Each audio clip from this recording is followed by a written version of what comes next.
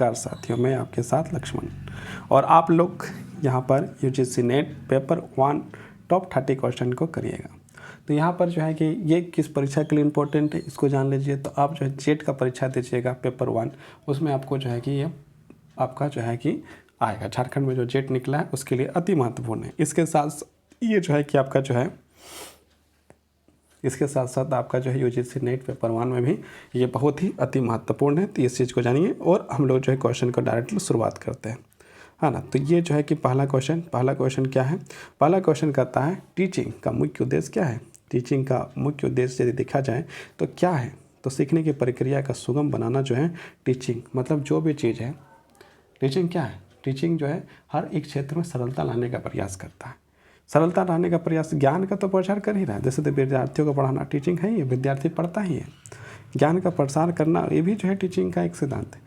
परीक्षा पास करना, परीक्षा टीचिंग, जब हम लोग अच्छा टीचिंग करते हैं तो परीक्षा पास हो ही जाएगा। लेकिन क्या है, सीखने की प्रक्रिया को सुगम मतलब सरल बनाना। जो सीखने की प्रक्रिया है वो जो है कि सरल बनाना। यदि हम लोग जो है कि टीचिंग जो है कि सिर्फ जो है कि पास होने के लिए या ज्ञान का प्रसार करने के लिए या विद्यार्थियों को पढ़ाने के लिए करेंगे तो चलो ठीक मान लेते हैं, लेकिन उससे ज़्यादा इंपॉर्टेंट है कि व्यक्ति जो है उस कोई भी चीज़ को जो है अति सरलतापूर्वक, अति महत्वपूर्ण जो बातें हैं जो अति कठिन भी हैं उसे जो है कि एकदम सरल करके सरलता के साथ यदि वो पढ़ पाता है, सरलता के साथ वो समझ पाता है, सरलता के साथ किसी को बता पाता है, इससे अच्छा क्या होगा। तो टीचिंग का जो है कि मुख्य उद्देश्य क्या है, सीखने की प्रक्रिया को सुगम बनाना जो है टीचिंग का जो है कि मुख्य उद्देश्य माना गया है। अब हम लोग क्वेश्चन नंबर 2 में जाते हैं। यहाँ पर लिखा है, क्या लिखा है, व्याख्या देखिए। शिक्षक का कार्य केवल पढ़ाना नहीं बल्कि छात्रों को सीखने में सहायता देना भी है। अब हम लोग क्वेश्चन नंबर 2 को देखते हैं। क्वेश्चन नंबर 2 क्या कहता है, टीचिंग का सबसे आवश्यक घटक कौन सा है। टीचिंग का जो है कि सबसे आवश्यक घटक क्या है। यदि मान लो एक शिक्षक है और शिक्षक के पास विद्यार्थी नहीं है तो जो है कि शिक्षक क्या करेगा, कुछ नहीं कर सकता। तो इसलिए टीचिंग का जो है कि सबसे सबसे सबसे सबसे सबसे ज़्यादा महत्वपूर्ण यदि कोई है वो तुम्हारा ये आपका जो है क्या हो जाएगा, विद्यार्थी हो जाएगा। ऑप्शन नंबर बी आपका सही हो जाएगा। शिक्षण के केंद्र बिंदु विद्यार्थी होता है, उसी के विकास हेतु शिक्षा दी जाती है। विद्यार्थी के विकास के लिए शिक्षा का कार्य किया जाता है। अब हम लोग देखिए, teaching is a process of making learning possible, यह किसका कथन है। तो ये कथन आपका जो है क्रो एंड क्रो का जो है कथन है। ये क्रो एंड क्रो का जो है कथन है, Crow and Crow, option number B. Crow and Crow के अनुसार शिक्षण का अर्थ सीखने की संभावना को उत्पन्न करना, मतलब ज़्यादा से ज़्यादा हम चीज़ को सरलतापूर्वक जो सीख सकें, इसका जो है उद्देश्य है। अब हम लोग जो है क्वेश्चन नंबर 4 में आ चुके हैं। क्वेश्चन नंबर 4 क्या कहता है, टीचिंग का सर्वोत्तम तरीका कौन सा होता है। टीचिंग का सर्वोत्तम तरीका जो है आपका परियोजना विधि जो है कि सबसे सर्वोत्तम पद्धति होता है ना। अब हम लोग जो है क्वेश्चन नंबर 5 में आ चुके हैं। क्वेश्चन नंबर 5 क्या कहता है, प्रभावी शिक्षण का अर्थ है, प्रभावी शिक्षण का अर्थ है सीखने में अस्थायी परिवर्तन लाना। सीखने में अस्थायी परिवर्तन यदि आ रहा है मतलब ये जो है कि आपका प्रभावी शिक्षण है ना। शिक्षण के तभी प्रभावी कहलाता है जब विद्यार्थी के व्यवहार में अस्थायी परिवर्तन आता है। मतलब यदि आप शिक्षा दे रहे हैं और शिक्षा से यदि परिवर्तन आ रहा है तो ये जो है कि क्या है, उसका प्रभावी शिक्षण है। ये कहलाता है आपका प्रभावी शिक्षण कहलाएगा। अब हम लोग क्वेश्चन नंबर 6, माइक्रो टीचिंग का मुख्य उद्देश्य क्या है। माइक्रो टीचिंग का मुख्य उद्देश्य क्या है। तो माइक्रो टीचिंग का जो है कि मुख्य उद्देश्य शिक्षण कौशल का अभ्यास कराना। जो शिक्षण कौशल है उसका जो है क्या करना है, अभ्यास कराना है ना। माइक्रो टीचिंग का शिक्षक को छोटे स्तर पर शिक्षण कौशल को विकसित करने का अवसर देती है। क्वेश्चन नंबर 7 क्या कहता है, माइक्रो टीचिंग में विद्यार्थियों की संख्या कितनी होती है। तो विद्यार्थियों की संख्या ज़्यादा होगी नहीं। माइक्रो टीचिंग में विद्यार्थियों की संख्या जो है 5 से 10 होता है। माइक्रो टीचिंग में सीमित छात्र होते हैं ताकि शिक्षण पर ध्यान केंद्रित किया जाए। मतलब अत्यधिक ज़्यादा छात्र नहीं होते हैं, कम ही छात्र होते हैं। अब हम लोग जो है क्वेश्चन नंबर 8 में आते हैं। क्वेश्चन नंबर 8 क्या कहता है, क्वेश्चन नंबर 8 कहता है रिमेडल टीचिंग का अर्थ क्या होता है। इसका होता है सुधारात्मक शिक्षण। इसका मतलब होता है आपका सुधारात्मक शिक्षण, कमजोर छात्रों को त्रुटि को सुधारने के लिए किया जाने वाला रिमेडियल कहलाता है। अब आगे जो है कि बढ़ते हैं और जो है कि हम लोग क्वेश्चन नंबर 9 करते हैं। टीचिंग की भावनात्मक उद्देश्य क्या है। तो भावनात्मक उद्देश्य जो है देखा जाए तो भावनात्मक उद्देश्य जो है दृष्टिकोण और मूल्य विकास करना। उनका जो है कि दृष्टिकोण और मूल्य विकास जो है करना जो है भावनात्मक उद्देश्य है। शिक्षा का भावनात्मक उद्देश्य विद्यार्थियों में नैतिक मूल्य और दृष्टिकोण को विकसित करना है। अब हम लोग नेक्स्ट क्वेश्चन किस में आ गए हैं, क्वेश्चन नंबर 10। टीचिंग का प्रथम चरण होता है।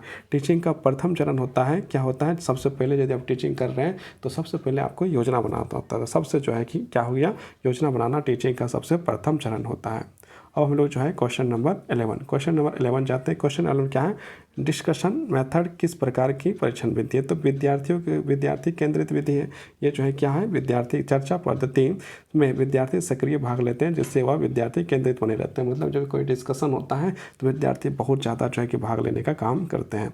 अब क्वेश्चन नंबर 12, डेमोनेशन मेथड की अधिकतर किस विषय में उपयोग किया जाता है। तो ये जो है विज्ञान के जो है कि विषय में उपयोग किया जाता है। ऑप्शन नंबर बी, प्रयोग और दर्शन में आधारित विषयों में यह पद्धति का सर्वाधिक उपयोग है। अब हम लोग जो है क्वेश्चन नंबर 13, फीडबैक का मुख्य कार्य क्या होता है। तो त्रुटि को सुधार, यदि फीडबैक यदि ले रहे हैं, इसका मतलब किसी प्रकार यदि त्रुटि है तो उस त्रुटि को दूर करने का कार्य जो है कि आपका फीडबैक द्वारा किया जाता है, त्रुटि सुधार के लिए। फीडबैक से शिक्षक को अपनी शिक्षण प्रक्रिया सुधारने का अवसर मिलता है। अब हम लोग जो है क्वेश्चन नंबर 14 में आते हैं। क्वेश्चन नंबर 14 क्या कहता है, क्वेश्चन नंबर 14 पर कहता है इफेक्टिव टीचिंग किस पर निर्भर करती है। इफेक्टिव टीचिंग आपका दोनों पर निर्भर करती है, शिक्षक के ज्ञान पर और विद्यार्थी के रुचि पर। मतलब ए और बी दोनों हो जाएगा। प्रभावी शिक्षण के लिए शिक्षक का ज्ञान और विद्यार्थी की रुचि दोनों आवश्यक हैं। क्वेश्चन नंबर 15, टीचिंग का अंतिम चरण क्या होता है। टीचिंग का अंतिम चरण क्या होता है, टीचिंग का यदि अंतिम चरण देखिएगा तो टीचिंग का अंतिम चरण जो है आपका हो जाएगा मूल्यांकन। क्या हो जाएगा, मूल्यांकन। शिक्षण प्रक्रिया के अंत में परिणाम की जांच हेतु मूल्यांकन किया जाता है। मतलब अंतिम चरण आपका मूल्यांकन हो जाएगा। अब हम लोग क्वेश्चन नंबर 16 में आते हैं। क्वेश्चन नंबर 16 क्या कहता है, क्वेश्चन नंबर 16 आपका कहता है teaching is both art the science and science. Teaching is both art and science. यह कथन किसका है, तो ये कथन जो है एडम का है। ये कथन किसका है, तो एडम का है। ये एडम ने कहा है कि शिक्षण में कला, व्यवहार और विज्ञान का सिद्धांत दोनों होते हैं। अब जो क्वेश्चन नंबर 17, टीचिंग के प्रकार कितने हैं। तो टीचिंग के 3 प्रकार होते हैं। शिक्षण के 3 प्रकार होते हैं, प्रारंभिक, औपचारिक और अनौपचारिक। ये 3 प्रकार के जो है होता है। टीचिंग एप्टीट्यूड का अर्थ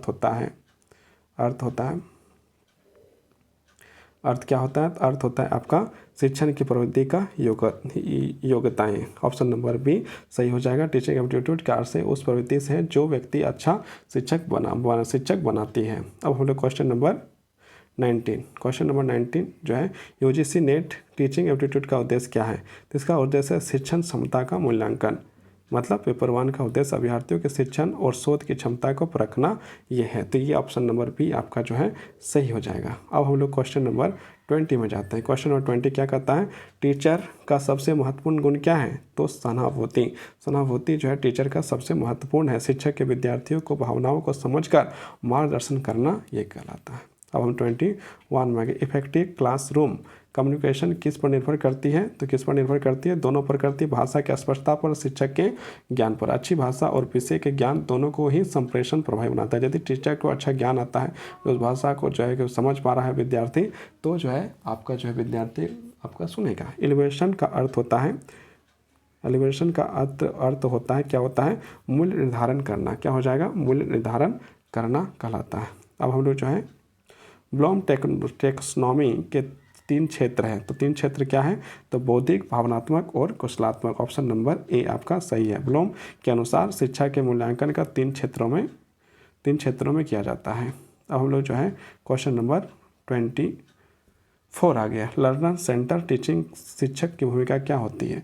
तो इसमें क्या होती है, यदि देखा जाए तो ये जो है मार्गदर्शन का कार्य करती है। विद्यार्थियों केंद्रित शिक्षण में शिक्षक गाइड की भूमिका निभाता है। अब हम लोग क्वेश्चन नंबर 25, टीचिंग स्किल का उदाहरण है। टीचिंग स्किल का उदाहरण क्या है, ब्लैक बोर्ड का प्रयोग करना। ब्लैक बोर्ड का प्रयोग करना जो है टीचिंग स्किल का उदाहरण है। ब्लैक बोर्ड का सही प्रयोग एक शिक्षण का कौशल है, एक शिक्षण कौशल ही है।